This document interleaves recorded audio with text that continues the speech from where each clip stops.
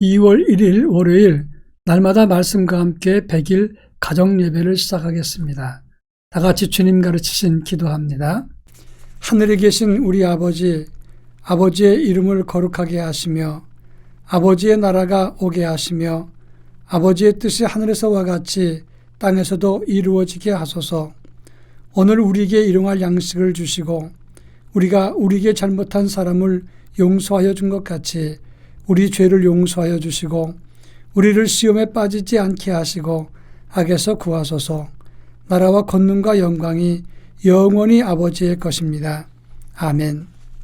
찬송가 336장 환난과 핍박 중에도 찬송가 336장을 부르겠습니다.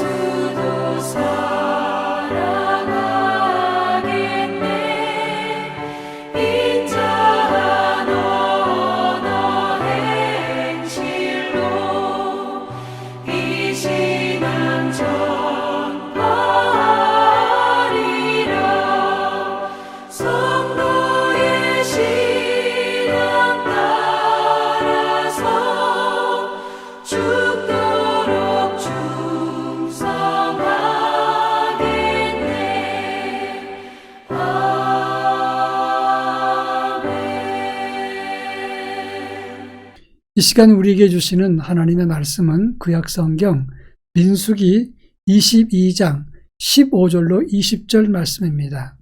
구약성경 민수기 22장 15절로 20절 말씀을 한 절씩 교독합니다. 제가 전체를 읽겠습니다. 발락이 다시 그들보다 더 높은 고관들을 더 많이 보내매 그들이 발람에게로 나아가서 그에게 이르되 십볼의 아들 발락의 말씀에 청하건대 아무 곳에서 꺼리끼지 말고 내게로 오라. 내가 그들을 높여 크게 존귀하게 하고 그대가 내게 말하는 것은 무엇이든지 시행하리니 청하건대 아서 나를 위하여 이 백성을 저주하라 하더이다. 발람이 발락의 신하들에게 대답하여 이르되 발락이 그 집에 가득한 은금을 내게 줄지라도 내가 능히 여호와 내 하나님의 말씀을 어겨 덜하거나 더하지 못하겠노라. 그런즉 이제 너희도 이 밤에 여기서 유숙하라. 여호와께서 내게 무슨 말씀을 더하실는지 알아보리라. 밤에 하나님이 발람에게 임하여 이르시되 그 사람들이 너를 부르러 왔거든 일어나 함께 가라. 그러나 내가 내게 이르는 말만 준행할지니라. 아멘. 일반적으로 겉과 속이 다른 것을 표리부동이라고 말을 합니다. 이 표리부동은 두 가지가 있습니다. 정말 그렇게 하지 않으려고 했는데 어쩔 수 없이 겉과 속이 다른 경우가 있습니다.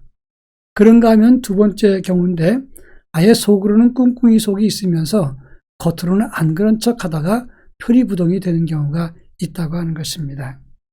믿음도 마찬가지입니다. 겉으로 경건한 척 하지만 속 사람은 전혀 그렇지 않은 경우가 많이 있다고 하는 겁니다. 그러나 그 표리부동은 반드시 드러나게 되는 것이고 하나님이 기뻐하지 않는 것을 알아야 하는 것입니다. 오늘 본문에 나오는 발람의 경우도 마찬가지라고 하는 것입니다. 이스라엘 백성들이 광야 생활을 하다가 드디어 모압 땅 근처에 오게 되었습니다. 근데 이스라엘의 기세를 보고 놀랐던 모압 왕 발락은 유명한 복술가 발람을 초청해서 이스라엘을 저주하려고 했다고 하는 겁니다. 이 복술가라고 하는 것은 오늘날로 말하면 무당이라 그런 뜻입니다. 처음에 이 발람이 그 초청을 받았을 때 가지 않겠다고 말했습니다. 그런데 발락 왕이 더 많은 고관들을 보내면서 은금 보화를 제시하고 높은 직을 주겠다고 약속을 했습니다. 발람은 내가 많은 은금을 줄지라도 하나님 말씀을 어길 수 없다 그렇게 말했습니다. 근데 하나님이 그날 밤에 발람에게 가라. 그러나 내가 너한테 이르는 말만 너는 전하라. 이렇게 말했던 것이 오늘 우리가 읽은 본문의 내용입니다. 이 본문의 의미가 무엇인지 결론적으로 먼저 말씀을 드리자면 이 모압 왕 발락과 복술가 발람이 망했습니다. 그 실패한 원인이 무엇입니까?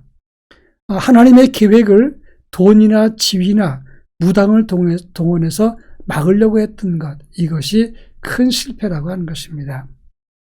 그 당시 문화에서는 무당이 영험하다고 하면 돈이나 지위나 또 무당의 저주를 통해서 역사를 바꿀 수 있다고 생각을 했습니다. 그러나 중요한 것은 인간의 재물이나 어떤 권위나 지위나 어떤 영적인 영향력 가지고도 하나님의 능력을 막을 수는 없다는 사실을 인지해야 된다고 하는 것입니다. 때론 믿음을 가져도 하나님의 사람이라고 하는 사람들도 이런 계산을 할 때가 많습니다. 내가 누구랑 친해서 연대하면 이 문제를 내가 이기는 쪽으로 끌어오겠지, 내 뜻대로 계획할 수 있겠지, 이런 생각을 하거나 또는 돈이면 안 되는 게 없다, 그러면서 돈으로 사람들을 매수하거나 친분을 주고 또 선물을 주어서 자기 의견을 결집하려고 하는 사람들이 있다고 하는 것입니다. 여러분, 아무리 자기 힘과 지혜가 뛰어나다고 해도 하나님의 계획과 뜻에 귀를 기울여야지 사람의 마음이나 돈으로 사고 그리고 하나님의 계획을 마음대로 바꿀 수 있다고 생각해서는 절대 오산이라고 하는 것을 알아야 합니다. 그것은 하나님이 싫어하실 뿐만 아니라 망하는 길에 들어선다는 것을 기억해야 합니다. 그런가 하면 18절에 보면 발람이 발락의 신하에게 한 말입니다. 너희가 은금을 가득 준다고 할지라도 내가 능히 하나님의 말씀을 어겨서 덜하거나 더하지 못할 것이다 라고 이야기를 했습니다. 여러분, 이 복술가 발람이 이 말을 했을 때 사실이었을까요? 사실은 이 말을 했을 때 그 말은 자체는 진정성이 있었을 것입니다. 저물치고 무당했던 이 발람은 하나님의 영적인 세계를 아마 일부라도 경험했을 것입니다. 그리고 하나님이 어떤 분인지도 영적인 파워를 통해서 느낄 수 있었을 것입니다. 그래서 고백하기를 내가 어찌 하나님의 말씀을 가감하면서 말할 수 있으랴 이렇게 말했을 것입니다. 아마 그때 그렇게 말했던 것은 발람의 진정성이었을 것입니다. 그렇다면 자기가 믿고 그리고 알고 말한 대로 행해야 되는데 이 발람은 끝까지 그렇게 하지 못했다는 데 문제가 있는 것입니다. 보고 알았으면 그대로 따라가야 되는 것이 정상적인 길입니다. 우리도 마찬가지입니다. 발람이 자기가 말한 것을 깨닫고도 실천하지 못했고 따르지 못했던 것처럼 우리도 듣고 알았으면 따라야 되는데 말해놓고도 행하지 않을 때가 얼마나 많은지 모릅니다.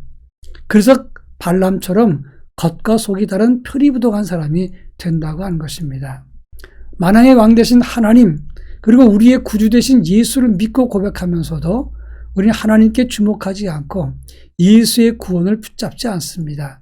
자기 지혜와 자기 능력과 자기의 권세와 힘만을 자랑할 때가 있다고 하는 것입니다. 그것은 발람의 길인 것을 기억해야 합니다. 마지막으로 20절에 보면 하나님께서 발람에게 말씀하십니다. 너는 일어나 함께 가라. 그리고 내가 내게 이르는 말만 전하라. 이렇게 말했습니다. 하나님이 비천한 무당에게 임했다는 것 참 놀라운 일입니다. 그러면 하나님의 역사가 비천한 무당 발람에게 임했다면 이 발람은 너무너무 황송해서 하나님이 시키는 대로 해야 되는 것 아니겠습니까? 그런데 그는 더 많은 재물 때문에 하나님의 명령의 말씀 외에 엉뚱한 것을 따라갔다고 하는 겁니다. 나중에 자기 꾀로 이스라엘을 막으려고 발락 왕을 협력했습니다. 여기에 큰 문제가 있는 것입니다. 요한 1서 2장 16절에 보면 육신의 정욕과 안목의 정욕과 이생의 자랑, 이것은 아버지께로 온 것이 아니라 세상으로부터 온 것이다. 이렇게 말하고 있습니다. 여러분, 육신의 정욕이나 이생의 자랑으로 우리 믿음을 무너뜨려서는 안 되는 것입니다. 오로지 하나님 말씀과 명령만 따를 때 우리는 하나님의 사람으로 세워지게 되는 것이고, 그런 사람이 하나님이 귀히 여기시는 사람이 되는 것입니다. 금년 한 해 하나님이 귀히 여기시는 사람이 될 것인지, 아니면 겉과 속이 다른 표리부동한 사람이 될 것인지, 선택은 우리의 몫입니다. 예수 안에서 우리 주님만 따르고 말씀만 따르는 하나님의 사람이 되기를 부탁합니다. 다 같이 기도합니다. 거짓 영의 유혹을 물리칠 수 있는 영적인 권세와 능력을 더하여 주옵소서. 또 한 가지는 물질과 쾌락으로 신앙의 길을 놓지 않는 온전한 믿음을 갖도록 기도해 주시기 바랍니다. 다 같이 기도합니다.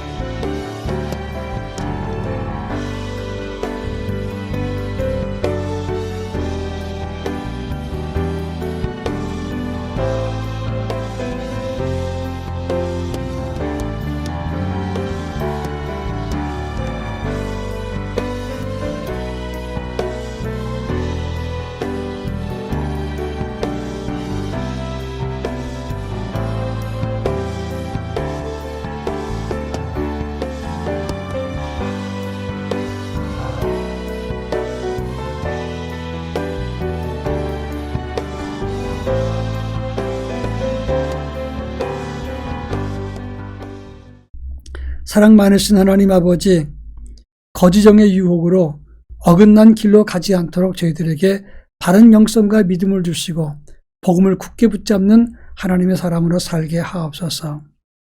물질과 쾌락을 따라 살지 않고 오로지 주님 말씀을 의지하는 아버지의 거룩한 자녀로 살게 하시고, 두 가지 길, 겉과 속이 다른 표리부동의 길이 아닌 온전한 믿음의 길로 나아갈 수 있도록 은혜를 더하여 주옵소서.